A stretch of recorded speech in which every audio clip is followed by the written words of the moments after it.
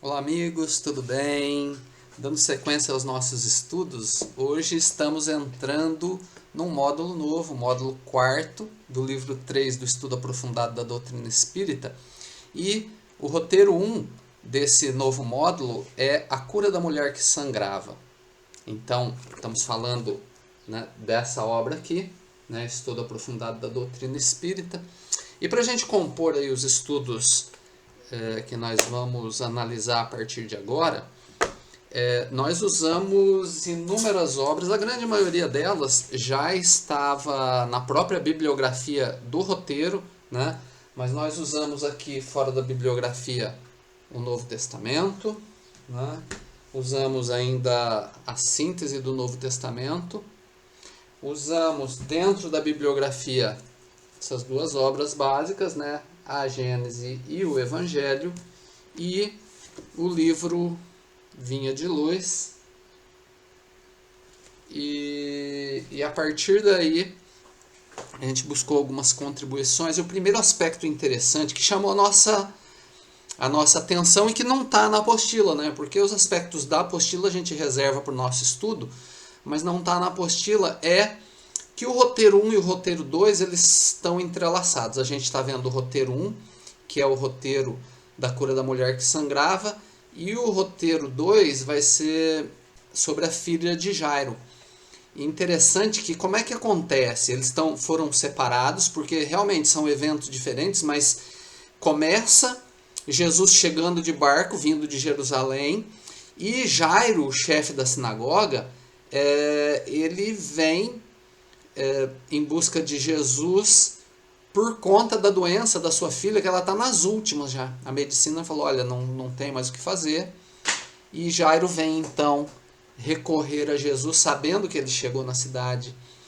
E Jesus então acompanha Jairo, e no caminho até a casa de Jairo é que vão acontecer os eventos da cura.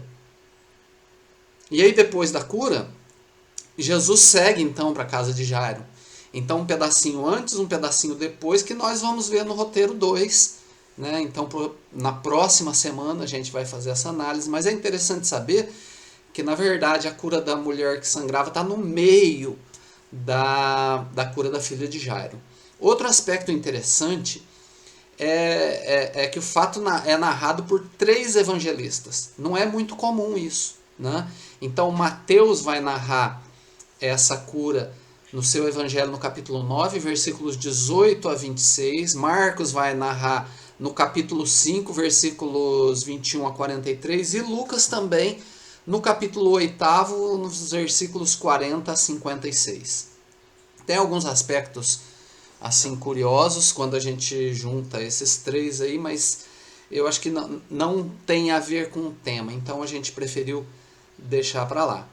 A mulher que sangrava há 12 anos, ela, segundo Mateus nos narra, lá no capítulo 9, no versículo 20, ela chega por trás e toca na orla da sua veste. Né? Então isso na apostila não tá. Por quê? Porque escolheram o evangelho de Marcos e ele não narra esse detalhe. Né? E Mateus narra que a mulher chega por trás e toca na orla da sua veste.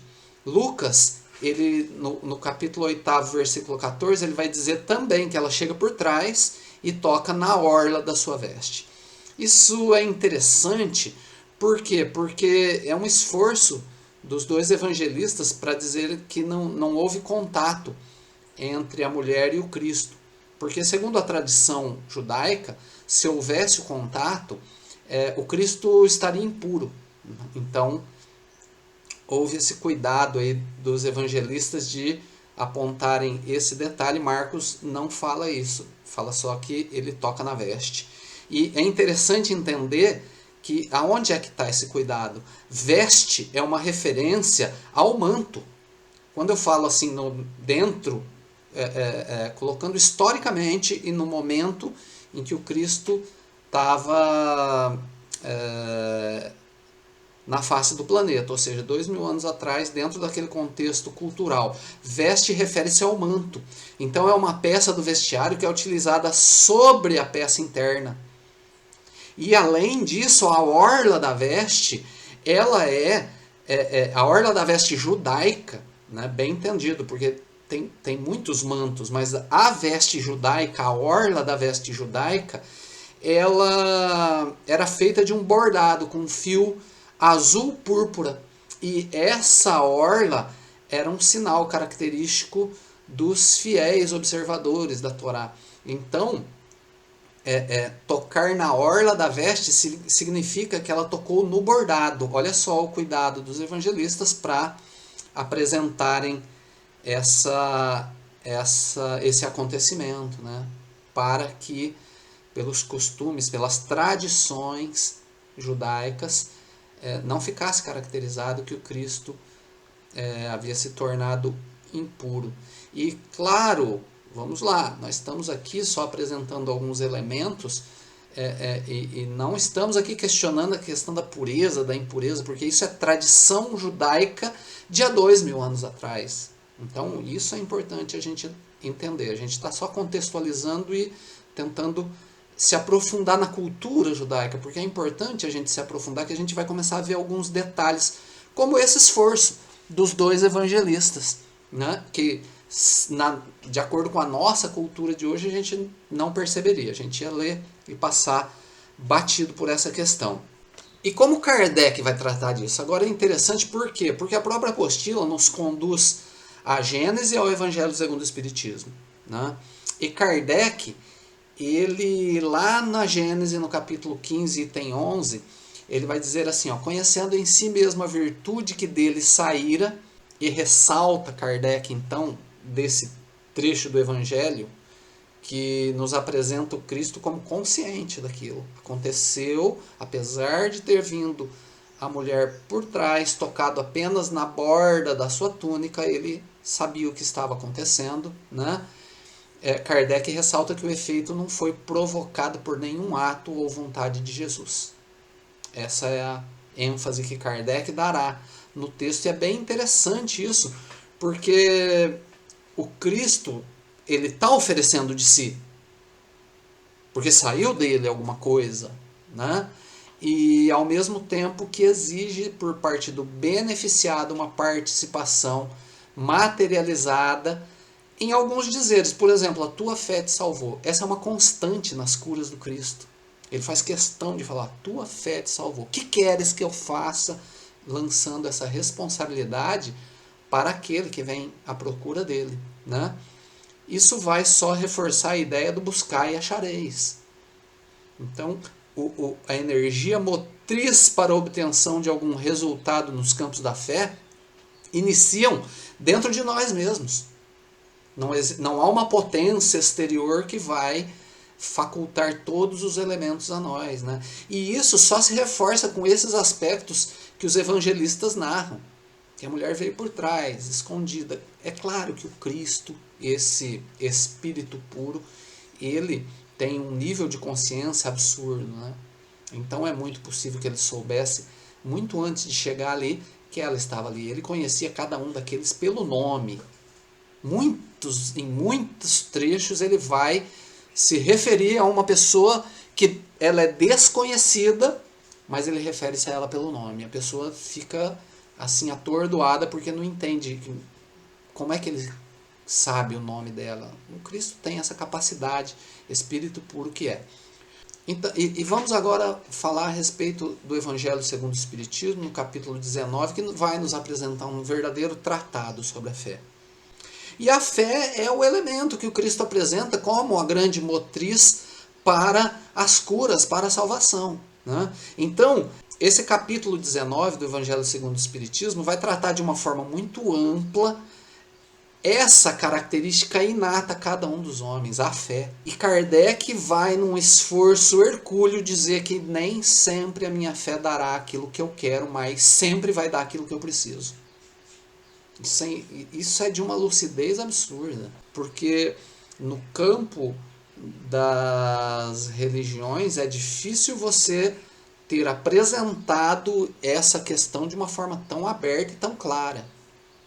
Que muitas vezes, mesmo a fé mais fervorosa não vai obter o elemento que eu estou buscando, vai obter um elemento que eu preciso. né? É assim que o Pai age em relação a nós. Outro aspecto é que a fé sempre é uma regra, sempre atenua as dificuldades do caminho, né? E isso só vem a reforçar o que o Cristo nos apresenta no Evangelho de Mateus, capítulo 11, versículos 28 a 30. Vinde a mim, todos vós que estáis aflitos e sobrecarregados, e eu vos aliviarei. Vinde a mim e eu vos aliviarei. Uma condição. Qual a condição? Vem. Qual a consequência? Eu vos aliviarei. É regra. Não tem, talvez eu alivie, talvez... Não. Alívio é regra. Agora, o que não é regra é obter o que eu quero. Eu vou ter alívio. Olha só que nível de lucidez. Aí o Cristo segue falando assim: tomai meu jugo sobre vós, que sou manso e humilde de coração, e achareis repouso para vossas almas. Porque meu jugo é suave e meu peso é leve. Mas é um jugo. Mas tem um peso. Então não adianta buscar o Cristo achando que ele é a solução de todos os elementos, porque tem problemas que não são problemas, que são a solução em si mesmo. E aqui no capítulo 19 do Evangelho segundo o Espiritismo, Kardec vai se esforçar muito para nos apresentar esses elementos. Que muitas vezes aquilo que a gente identifica como problema é em si mesmo a verdadeira solução. Que às vezes a doença, ela é a cura da alma. O corpo é instrumento, então um instrumento feito para ser utilizado para que para nosso crescimento, nosso surgimento. Muitas vezes está nessa linha o que Kardec nos apresenta. Na apostila, ela vai se referir tanto ao capítulo 15 da Gênese, quanto ao capítulo 19 do Evangelho segundo o Espiritismo. Mas é necessário que a gente faça um esforço a mais. Não se restringir somente ao trecho da referência, mas um esforço de buscar ler o capítulo como um todo, para que a gente consiga compreender de forma mais ampla, o que os nossos irmãos que montaram a apostila pretendiam, porque certamente eles fizeram isso. Para tirar citações ali, eles tiveram que ler o capítulo todo. E a partir daí, a gente vai recorrer a esse livro aqui, o Vinha de Luz, que também é uma referência da apostila. Essa referência se dá ao seu capítulo 100, que se intitula Que Fizemos do Mestre. E a gente vai fazer questão de ler ele na íntegra, porque às vezes Emmanuel nos escreve de uma forma mais rebuscada, às vezes ele usa bastante simbolismo, mas ao lermos esse capítulo a gente percebeu que ele é muito aberto. Ele é um capítulo que é muito claro, não tem como você buscar referências em dicionário, porque Emmanuel aqui ele foi muito explícito no que ele tinha para dizer. E o capítulo todo é uma verdadeira pérola que vai nos apresentar esses elementos da fé para nós. E esse capítulo Emmanuel escreve, inspirado em Mateus, no capítulo 27, versículo 22, que é uma fala de Pilatos, que diz assim: que farei então de Jesus, chamado Cristo? Que farei? Olha só que indagação interessante para nós, porque Emmanuel escreve para todos nós nesse capítulo. E ele vai começar, Emmanuel começa dizendo assim: nos círculos do cristianismo, a pergunta de Pilatos reveste-se de singular importância. Nos nossos círculos, nós que buscamos já o Cristo. Que fazem os homens do Mestre Divino no campo das lições diárias? Na nossa vida, o que a gente está fazendo? Né? Então ele já reverte aquele questionamento de Pilatos, que foi um questionamento muitas vezes inspirado e desperdiçado, para que nós também reflitamos. Se estamos à semelhança de Pilatos desperdiçando ou se estamos aproveitando. Mas Emmanuel vai seguindo dizendo assim, os ociosos tentam convertê-lo, Cristo, em oráculos que lhes satisfaça as aspirações de menor esforço. Os vaidosos procuram transformá-lo em galeria de exibição, por meio da qual faça mostruário permanente de personalismo inferior. Os insensatos chamam-no indebitamente a aprovação dos desvarios a que se entregam à distância do trabalho digno. Então ele já elenca o ócio, a vaidade e a insensatez. E aí, meus irmãos, cabe a nossa reflexão, porque, vejam bem, Emmanuel escreve aos cristãos, esses somos nós. Porventura estamos eximidos do ócio, da vaidade e da insensatez? Porque eu penso que o cristão que não consegue se identificar dentro desses três grupos, ou já alcançou a pureza, e aí me perdoem os espíritos puros, porque não é a esses que eu me refiro aos espíritos de terceira ordem, que assim como eu, ainda tem esses elementos em maior quantidade do que as virtudes. Aquele que não consegue ver em si mesmo e acaba projetando no outro a vaidade, o ócio, a insensatez, esse aí precisa mais do Cristo. A nós é um banho de realidade, né? Aonde em mim está a ociosidade, a vaidade, a insensatez? Para que a partir daí possamos então construir o homem novo, renovado. Segue Emmanuel dizendo assim: grandes fileiras seguem-lhe os passos, qual a multidão que o acompanhava no monte, apenas interessada na multiplicação de pães para o estômago. Aqui Emmanuel está traçando a linha da multidão mesmo, né, que é a busca pela saciedade. A busca no Cristo por saciar as necessidades do homem material. O momento de lucidez é a compreensão do que o Cristo falava: meu reino não é deste mundo. Segue Emmanuel: outros se acercam dele, buscando atormentá-lo, à maneira dos fariseus arguciosos rogando sinais do céu. Numerosas pessoas visitam-no, imitando o gesto de Jairo, suplicando bênçãos, crendo e descrendo ao mesmo tempo. É a nossa condição. Chega a dificuldade. E aí, cada um de nós reconhece em si mesmo quão forte é a nossa fé. A semelhança de Simão Pedro, no momento das 3 negações. Diversos aprendizes ouvem-lhe os ensinamentos ao modo de Judas, examinando o melhor caminho para estabelecer a própria dominação. Nos dias de hoje, isso está muito em voga, né? Muita gente buscando as religiões não pelo Deus, não pelo Cristo, mas vocacionados pelo sentimento de dominação. Vários corações observam-no com simpatia, mas na primeira oportunidade indagam, como a esposa de Zebedeu, sobre a distribuição dos lugares celestes. Somos esses homens, bem humanos, visualizando no Cristo o que eu posso ganhar com Ele. Né? E a nós que estamos tomando esse banho de lucidez que Emmanuel nos oferece, a oportunidade de retraçar a rota.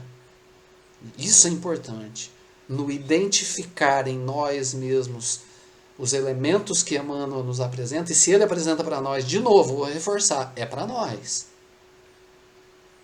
A partir do reconhecimento é que a gente começa a ter a possibilidade de alteração de conduta. Segue Emmanuel dizendo assim, outros muitos acompanham estrada fora, iguais a inúmeros admiradores de Galileia que lhe estimavam os benefícios e as consolações, detestando-lhes as verdades cristalinas. A verdade do Cristo, ela é desafiadora. Essa de Emmanuel, olha só, essa verdade de Emmanuel, quando eu li ela assim, ela choca, né? É difícil você falar assim, não, mas espera aí, isso que Emmanuel escreveu é para mim. Não é gostoso, de maneira alguma. Não é gostoso ler e falar assim, nossa, mas o ócio está em mim, esses elementos, todos eles estão em mim. Não é prazeroso, mas é necessário para que a gente possa construir um homem novo a partir daí. É necessário compreender até onde vai a minha ignorância, e isso vem pouco a pouco, por pura misericórdia divina, para que a gente possa lidar com isso. Deus não coloca um fardo maior nos nossos ombros. Então nem tão pouco a nossa capacidade de entender aonde a gente está aqui vai sobrepujar as nossas forças. E aí segue. Grande maioria procede à moda de Pilatos, que pergunta solenemente quanto ao que fará de Jesus, e acaba crucificando com despreocupação do dever e da responsabilidade. Aí chama atenção para o nosso dever, né? Somos nós, esses seguidores do Cristo, então isso já implica numa responsabilidade, num dever.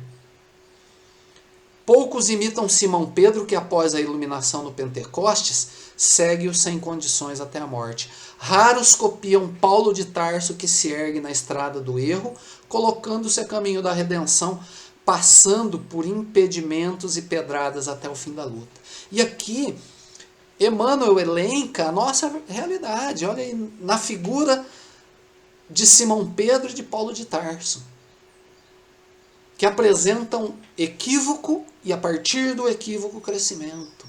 É a proposta para nós. Daí a necessidade de compreender o equívoco, para que haja a possibilidade de surgimento.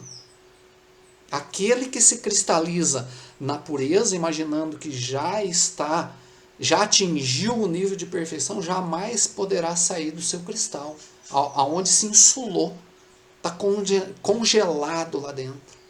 Então a necessidade da gente enxergar até onde a gente está equivocado, a semelhança de dois baluartes do cristianismo, quais sejam Simão Pedro e Paulo de Tarso.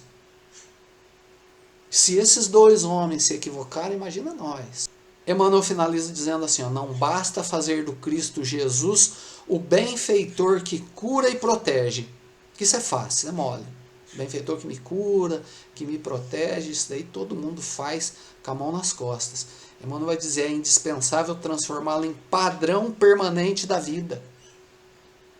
A necessidade da gente se espelhar no Cristo, no nosso proceder. Isso é difícil. Isso é desafiador. Isso dá trabalho. Isso exige comprometimento da gente. Então, a gente encerra a nossa contribuição para o nosso estudo dessa semana com esse texto belíssimo. É muito franco de Emmanuel. E desejo a todos aí uma semana de muitas bênçãos, de muita luz. E se Deus quiser, daqui a pouquinho, nessa noite, a gente se encontra. Grande abraço a todos.